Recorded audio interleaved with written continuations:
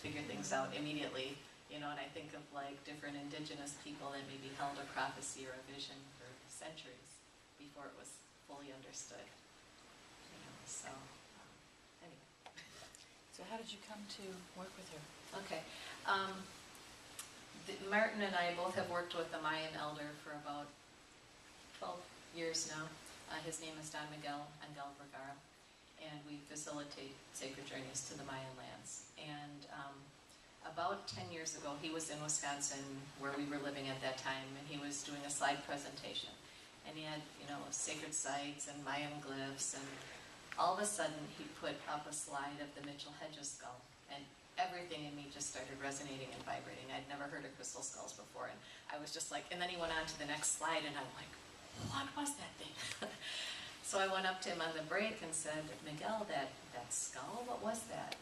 And somehow how, you know, indigenous people in their wisdom, they don't really tell you anything, but they tell you a lot. He just looked at me and said, it was a crystal skull. You must work with one. Yeah, that was it. But he did tell me after that I would be a guardian and there would be a crystal skull coming. And Martin and I have worked with several crystal skulls over a 10-year period. She actually didn't come to me until last July.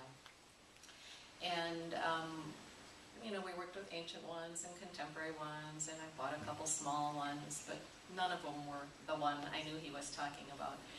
And then last July, we were in Kansas City. Well, let me back up just the week before that, the 5 days before that. Our oldest daughter had our grandson, Andy. And Andrew Gabriel is his name. And he came in on the full moon Grand Cross lunar eclipse. And the numerology of this name is all this visionary stuff. So in addition to our family personal love story with this little grandchild, he has this amazing energy. And holding him, like his energy field was way out there. And it felt like receiving some type of activation holding this little infant. So we went from 5 days with him in this wonderful opportunity of this grandmother energy to this fair in Kansas City. And so we were setting up our tarot decks, and all the vendors were setting up things. And one woman was there with crystals. And she came literally running over to our table, set this case down and said, she is screaming at me to talk to you.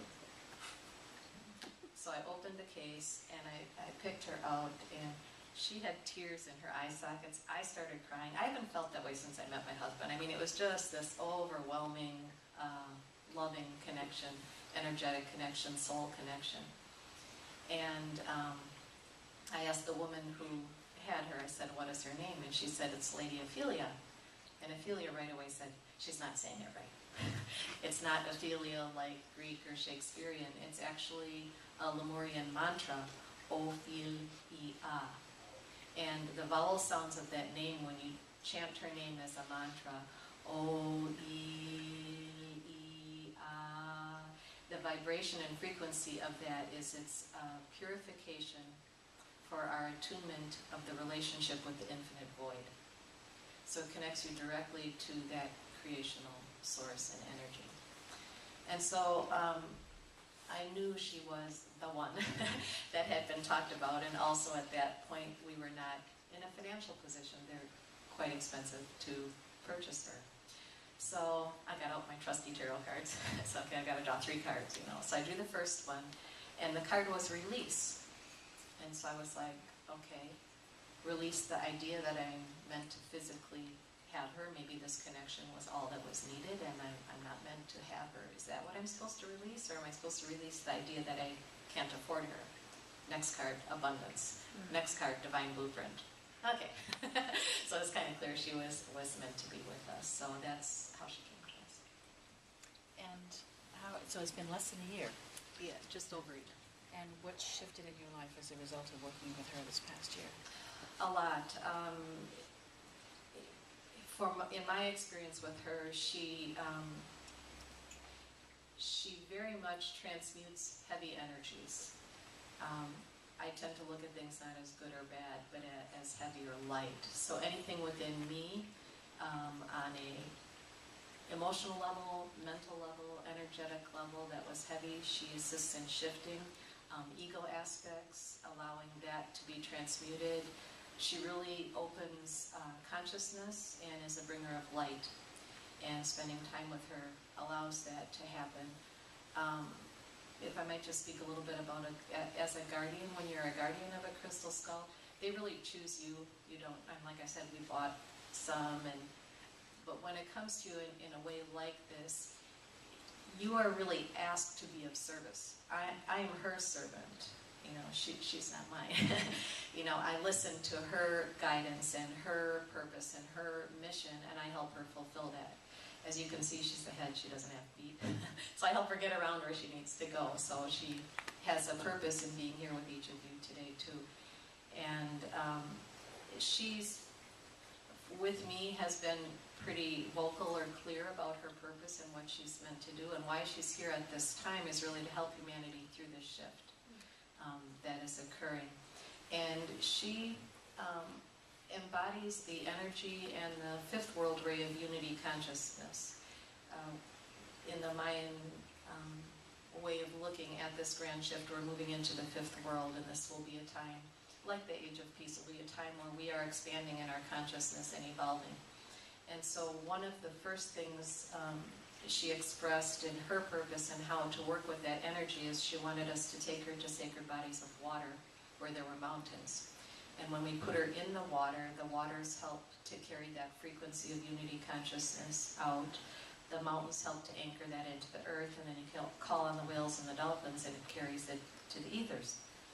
So we happened to be at Lake Tahoe at that time, and we put her in the waters, and she turned about this color blue for about 40 minutes. We had her on the beach, and she stayed that color blue, which is the color of that ray. And after that, we coordinated a ceremony with crystal skull and crystals in sacred bodies of water all around the world, all at the same time, people working in that way together. So that's one of the purposes she serves. She's also very, very heart-centered.